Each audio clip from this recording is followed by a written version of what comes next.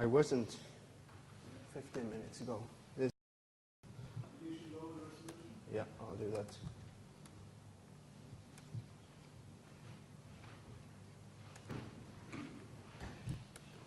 that. I'll begin with a disclaimer that I'm not primarily a philosopher. That was the usual disclaimer, at least in the previous iterations, or one of the two variations. Well, this paper is a part of my PhD project on single-player computer gameplay, namely emotions.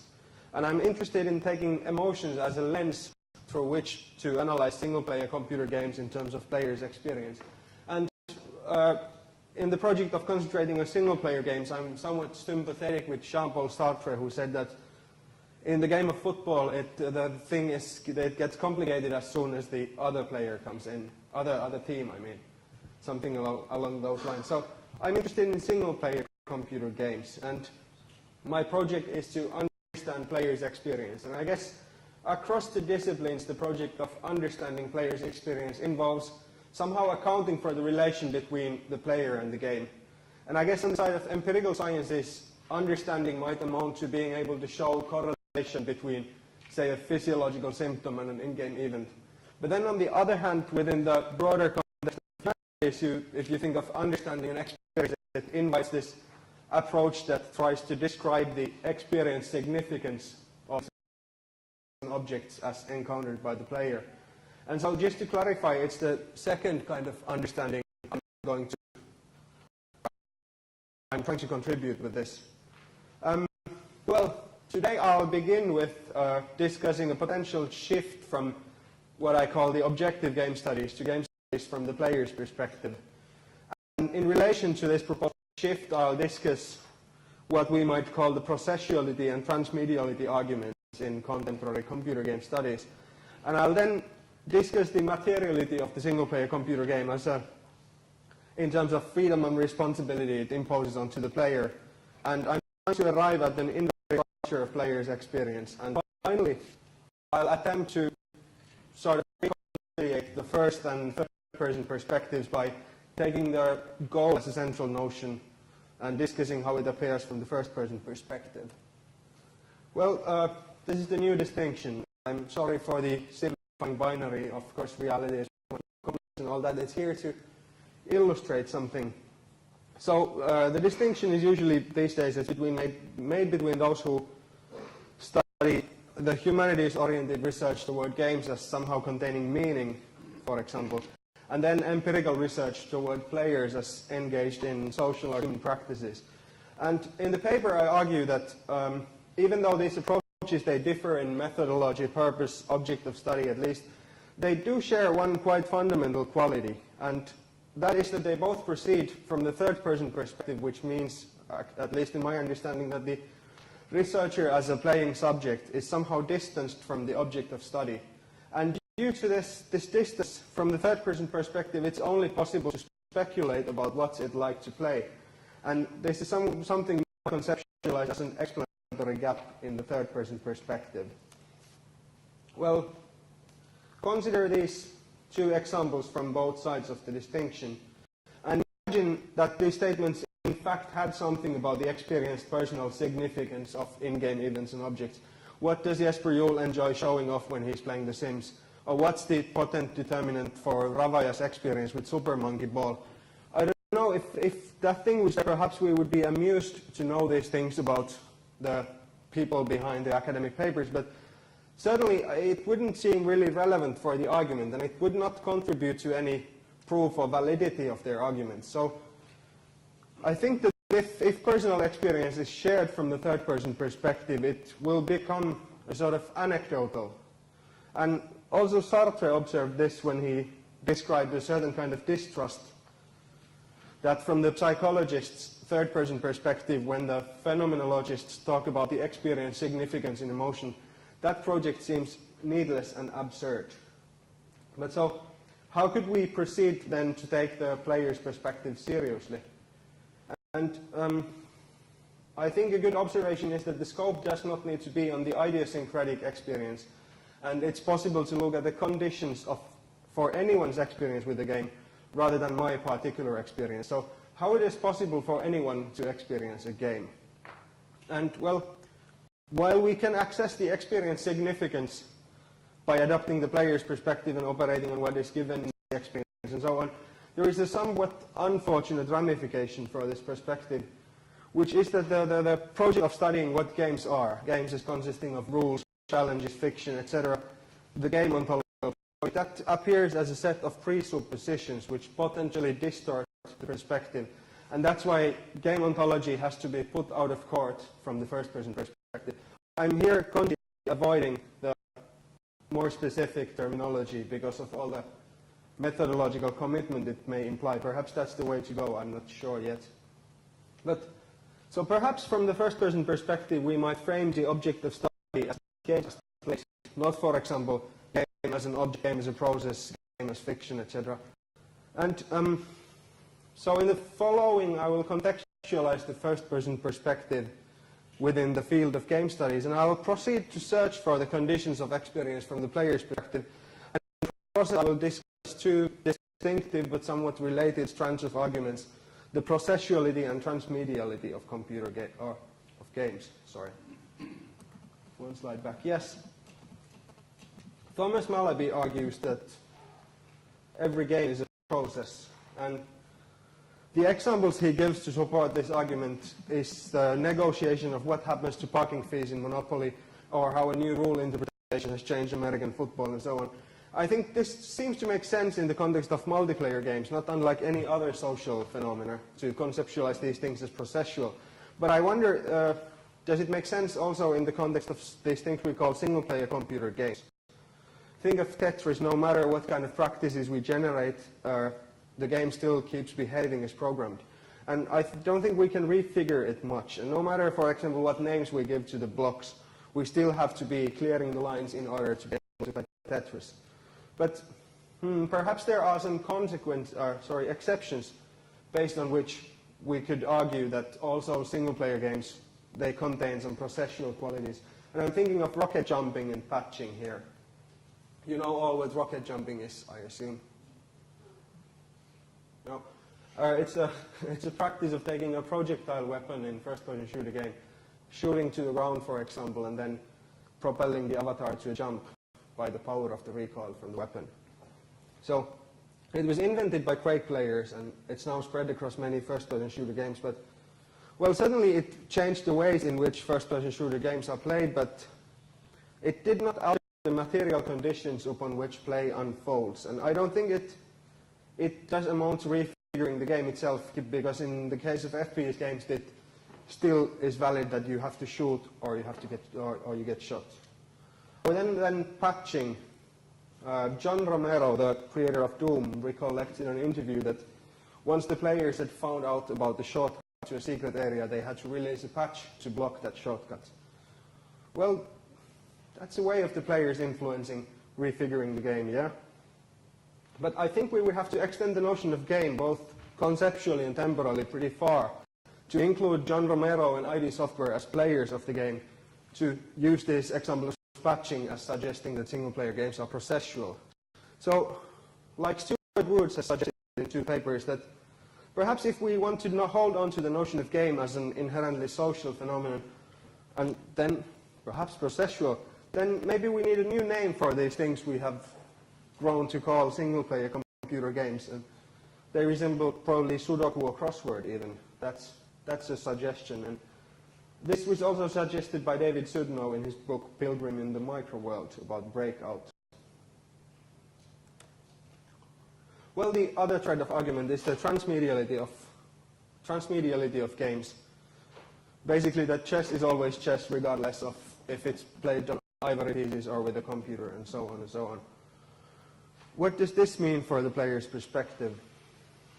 It seems to make sense in the context of games which we can give exhaustive descriptions and then see if there is an error in the implementation. So if the computer makes a mistake, we can point out that that's not the way to implement chess. But it brings in the problem of flaws and bugs, and how can we identify what is a flaw and what is a bug. And we face the danger of confusing this judgment about the functionality of the game as a coherent whole with concerning the sort of cultural purpose or ideology behind it.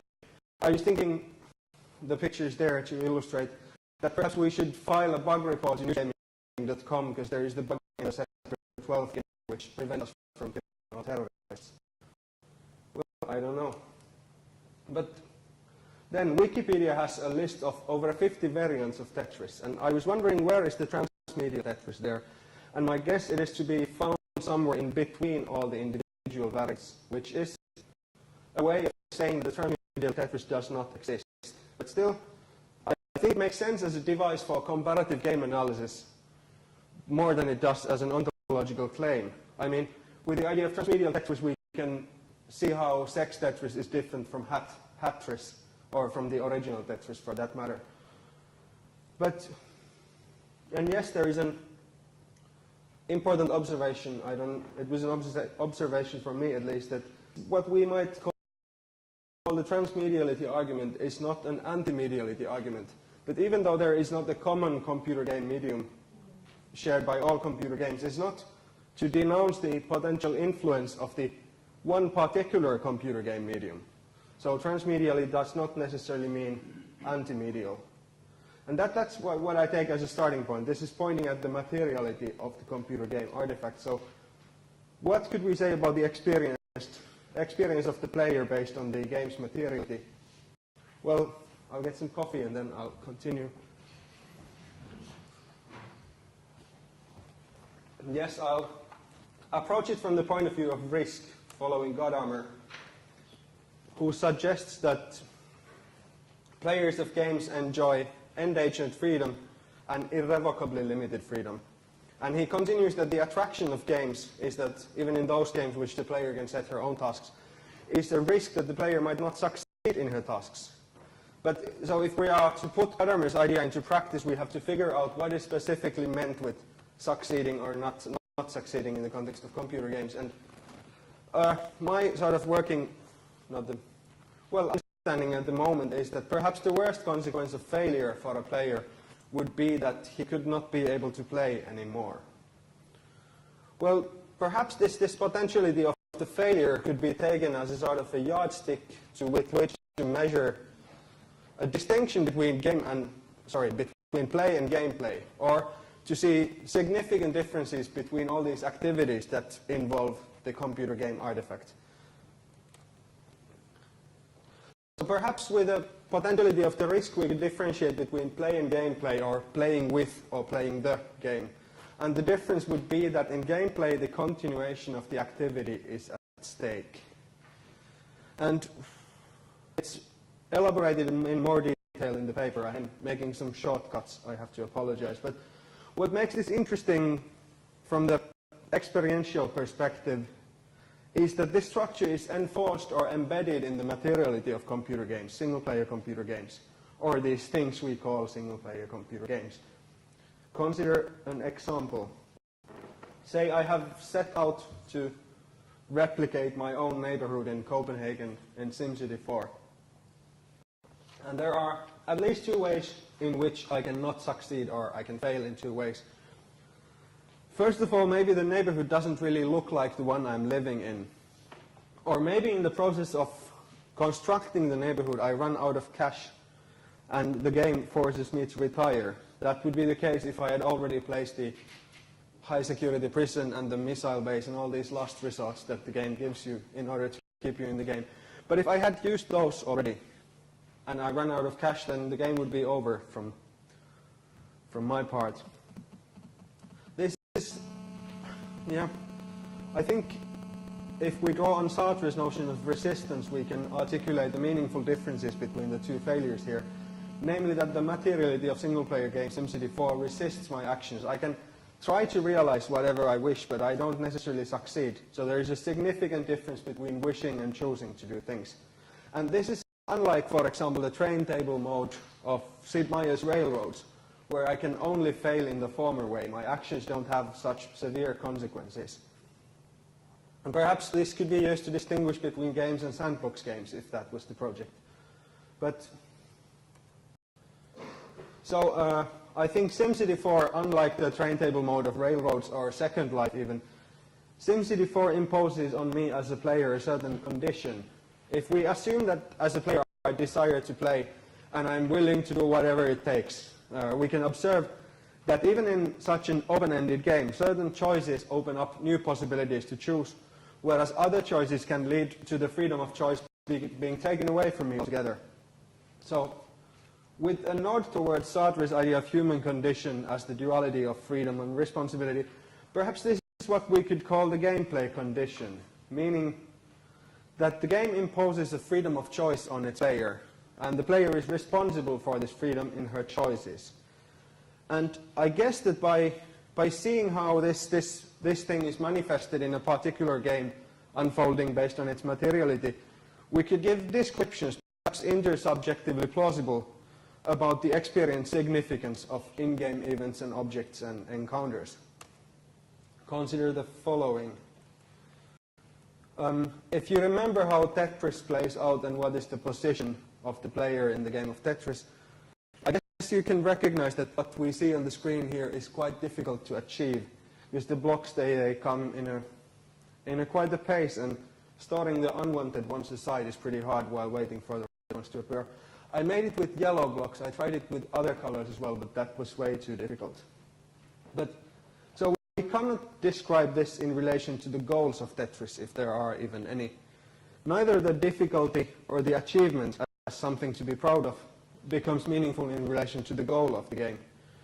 But still, the difficulty is hard-coded into the artifact, and one cannot play Tetris without recognizing this. So, recognizing this as an achievement, as something to be proud of, in relation to the condition imposed by the game on its player. But so this is what I call the gameplay condition. By the way, it's something when people have this fussy word of ludic qualities in artworks, for example. Perhaps this ludic quality could be articulated or cashed out by using the notion of gameplay condition. There are interactive artworks like Zerseher by Art+com, the one where you destroy a painting with your gaze. I think we could describe it imposing the gameplay condition as well. So it's a way of cashing out the ludic qualities in artworks as well. But we're floating around the notion of goals and challenges. So perhaps it would be appropriate to try, at least, to reconcile these notions. Well, it's not too uncommon to take goals as the definitive somehow to the activity of gameplay. This is what Xuanxing Li has suggested. And Jesper Juhl has this complete theory of video games, according to which if the goals of the game are right, the game is challenging and the player is enjoying. However, it becomes somewhat problematic what to do with these games that have no goals, or of which it is hard to pinpoint one particular goal. And I think Tetris is among those. Well, we saw that Tetris imposes a gameplay condition on the player. Perhaps we would reconcile by suggesting that the gameplay condition is a kind of a goal. This is what I've tried to do in the past, but I figured out that it's not the way to go. I mean, you would have to distort the notion of goal as to the goal of Tetris is to keep the blocks from heaping up, for example. But perhaps instead of goal, we could say that the gameplay condition is a means with which we can then achieve whatever goal there is to attain. Well, then we would have a hard time accounting for experiences that, again, have nothing to do with the goals, and we would need yet another device to account for the activity of play. But I think by drawing on Levinar, we can suggest that gameplay resembles nourishment. When Levinas writes that we live from good soup, the good soup is neither the goal or means of life. So this got me thinking that perhaps we should not be forcing the utilitarian description on the experience of gameplay.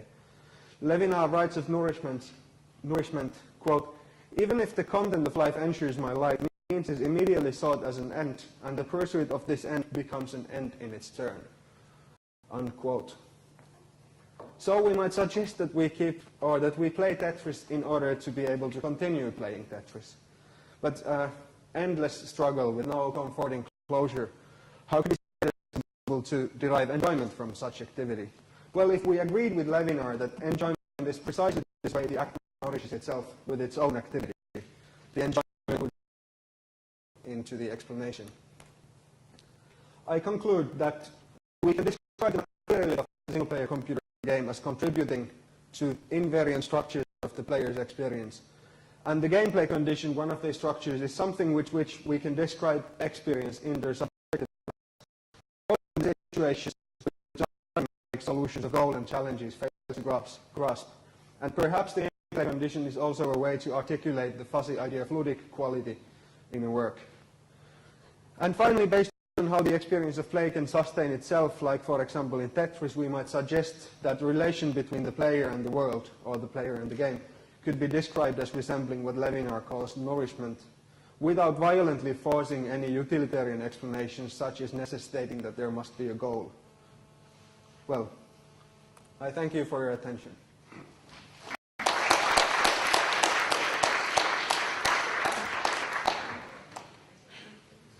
And again, there is some time for questions. Not very much. So.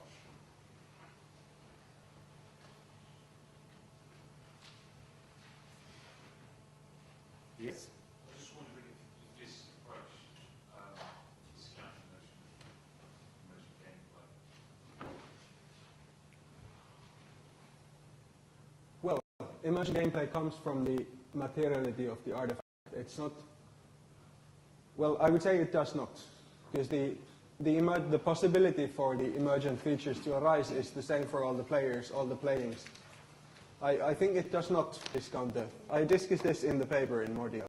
You may want to look there.